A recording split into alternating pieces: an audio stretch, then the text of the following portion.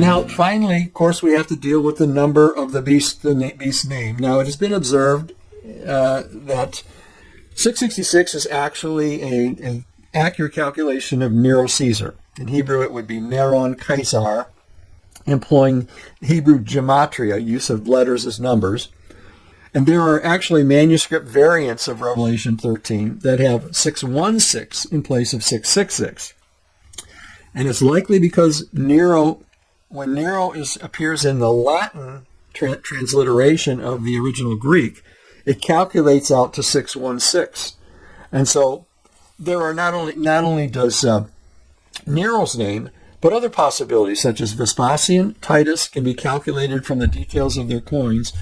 But also of interest is that in the Greek word Latinos, which denotes Latin-speaking man, also works out to 666. Now, based on that, apparently, some have suggested that this Latin-speaking man is the Pope. So now we have the Pope or the papal system being the Antichrist.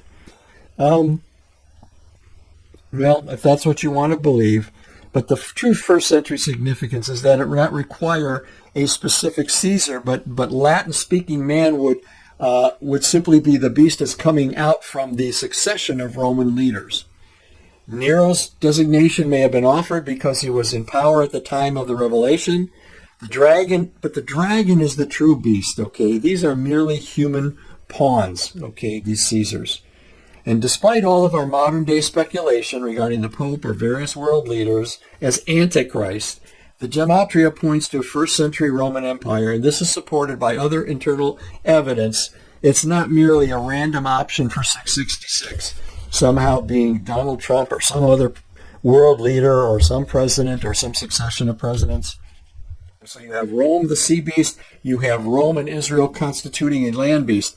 But interesting, as I've tried to say along the way here, none of this has anything to do with John and his characterization of an Antichrist. The Antichrist, again, as I've repeated several times, in 1 John chapter 2 and chapter 4 and in 2 John chapter 1, we see an image of an Antichrist that is purely a heretical influence in the church that's getting people out of the church to pursue other heretical ideas about Jesus